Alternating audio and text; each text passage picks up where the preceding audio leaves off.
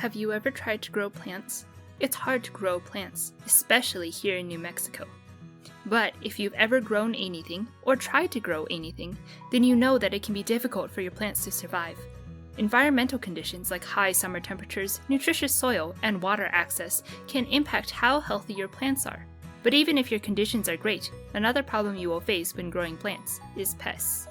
IPM, or Integrated Pest Management, is a strategy meant to help your plants survive.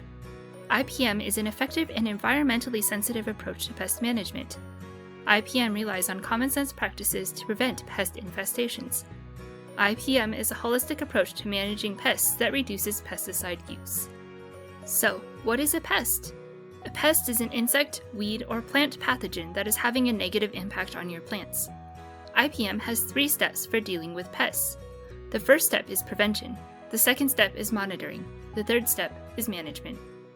Let's start by talking about the first step of IPM, prevention. You want to prevent pests from establishing and causing an infestation from the very beginning. Educate yourself about the potential pests that might attack the plant species you want to grow. You should reduce plant stress as much as possible. You need to select plants that are appropriate for your landscape. Consider the soil conditions, light, water, and nutrient needs of the plant. Choose a plant that will thrive in your growing conditions. Another way to prevent pests is by removing old or infected plant materials from your growing area. This prevents pests from establishing or spreading in your plant life. The second step of integrated pest management is monitoring potential infestation sites. You need to regularly inspect your plants for pests. Then, properly identify both the pest and its life stage. Keep a good record of these observations and be aware of your plant's pest tolerance. This is important for knowing when a treatment method is appropriate. If you need help with identification and awareness of your plant's tolerance, you can always contact your local NMSU Cooperative Extension Service agent. That brings us to the third step of IPM, management. Insect pest management uses 4 methods to deal with pest infestations: cultural controls, mechanical controls, biological controls, and chemical controls. Cultural controls take steps to make the growing environment less suitable for pests. Educate yourself to keep plants healthy. Use techniques like crop rotation and adjusting the timing of planting to avoid certain pests. Remove fallen or dropped fruits and infested materials. Clean pruning tools between cuts. Reduce competition with weeds to create a better growing environment and reduce pest habitats. Mechanical controls use physical methods to protect plants or create a barrier between plants and pests. This can mean tilling to expose insects. It can also mean pruning. If you control through pruning, you need to remember to remove the pruned materials. Destroy the pruned materials by burning them or placing them in a sealed container or bag. Clean your pruning tools afterwards. A bleach wipe works well for this. Mechanical controls can also mean using a row cover to create a barrier between the pests and the plants. Row covers can protect plants from pests and help with season extension.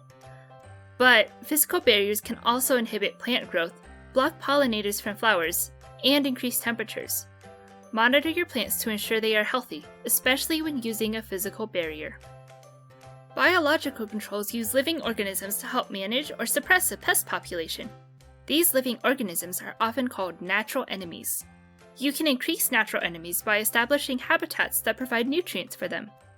These habitats should provide nutrients throughout all 4 seasons. You can create these habitats by planting flowering plants and providing nesting sites. You need to make sure that these habitats won't attract pests. Minimize chemical exposure to natural enemies. Check for the presence of natural enemies or pollinators before you apply a chemical product, even an organic one. You can also reduce or change the type of chemical you apply. That brings us to the final management strategy, chemicals. Chemical controls should not be the first type of management selected. If you choose to apply chemicals, make sure that you correctly identify the pest and its life stage. Chemical pesticides are often targeted to certain life stages of a pest. Choose products that target specific pests or are less toxic to natural enemies and pollinators. Avoid applying pesticides when flowers are in bloom, since many natural enemies use them for nectar resources. Spray at dusk and when it is not windy to help reduce natural enemy exposure to pesticides. Always read the label of any chemical you are planning to apply. Wear personal protective equipment when appropriate. The label is the law. Integrated pest management allows your plants to be healthy through diversification. Combining the practices mentioned above and creating a comprehensive plan for managing pests can lead to greater success and enjoyment in your hard work. If you have any questions or would like more information about pests, check out aces.nmsu.edu/IPM or contact your local county agent.